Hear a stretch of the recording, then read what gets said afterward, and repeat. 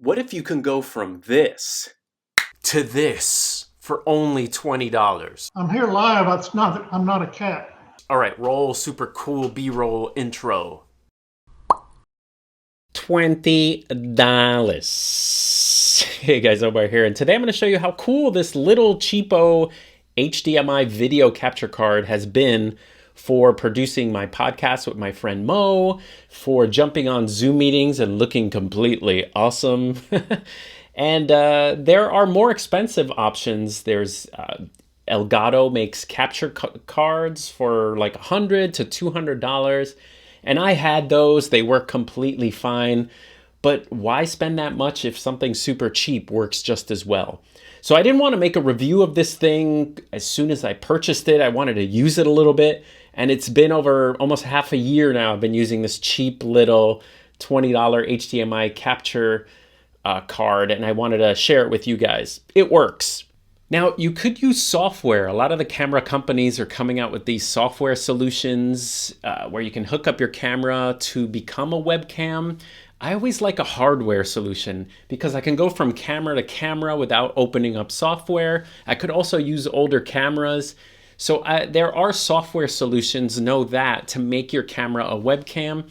I just think it's so much easier just to plug this thing in than launching some kind of buggy software. It should be called hardware because it's hard to use. There already is a hardware. Now, there's a couple of things you need. First of all, you need a camera, duh. And the camera has to be able to hook up to HDMI. Now, annoyingly, most of them are the worst type of connections called micro HDMI. Those cables are very annoying and sometimes they break, so be careful if you buy a micro HDMI.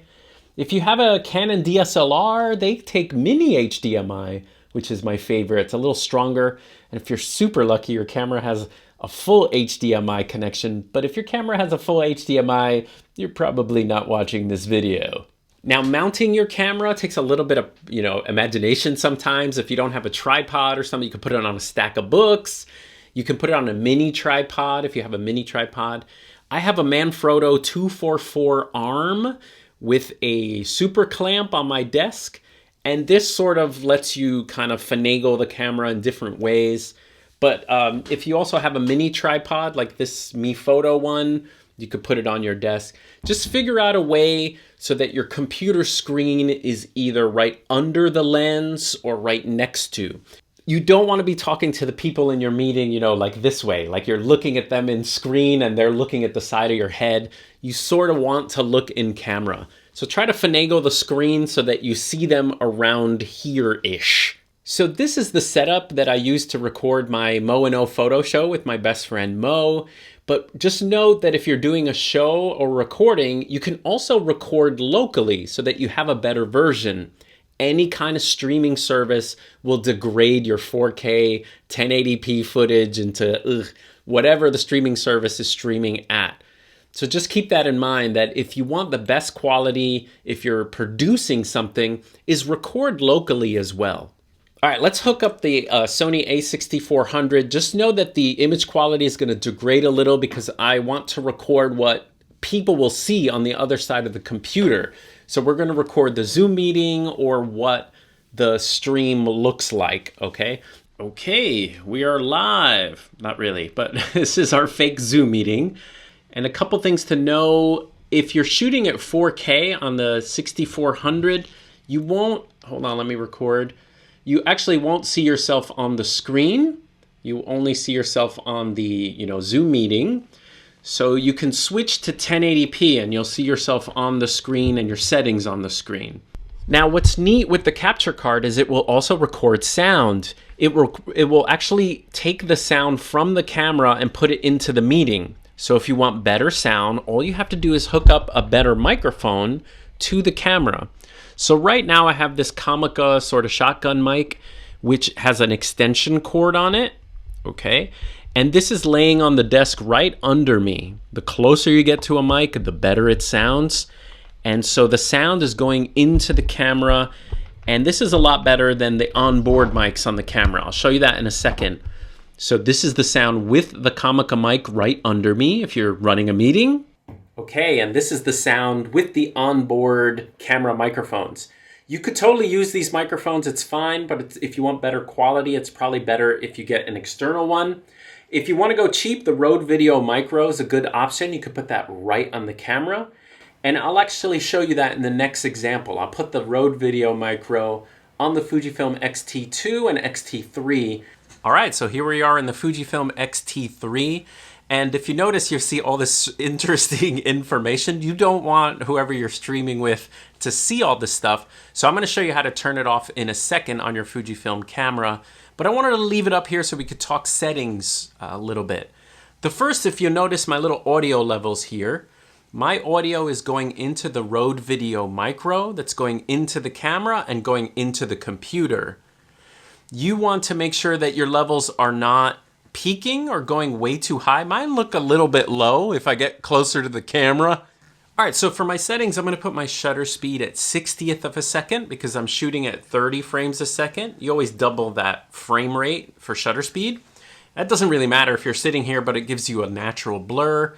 I'm at 2.8 so that I have a little bit of a blurry background, but it's not like 1.4 blurry. Oh my gosh, that's so bright.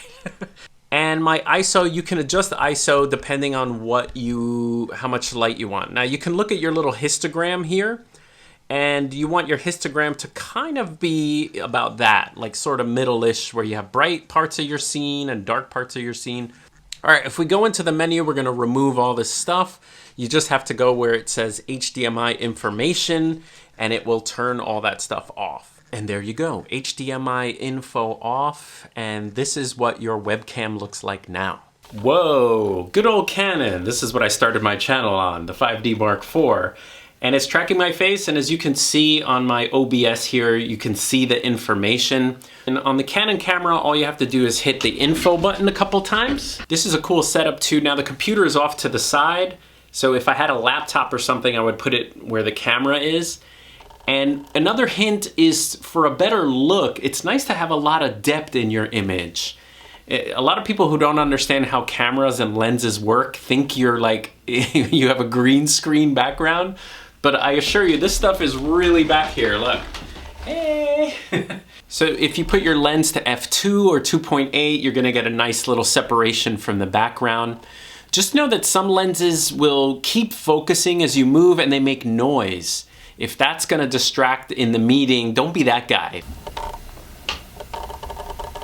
You know, especially if the microphone is on top of the camera, could be really distracting. Also, understand the closer you are to the camera, the shallower depth of field, so your camera will focus more. If I'm further back, the depth of field with the lens is about this much, and so the camera doesn't need to refocus as much. But if you're super mad close like this, you see the camera searching and making a racket. So be careful with that. Make sure you use that, although you do look dreamy, don't you? Hi, maybe scary. All right, 20 bucks, you don't have to deal with software or spend $200 on a capture card. It totally helped me, so I wanted to share it with you. And check the links below. I'll have links to all this stuff, and I'll see you guys next time. It is, and I don't know how to remove it. I've got my assistant here. She's trying to, but I'm prepared to go forward with it. I'm here live. I'm not a cat.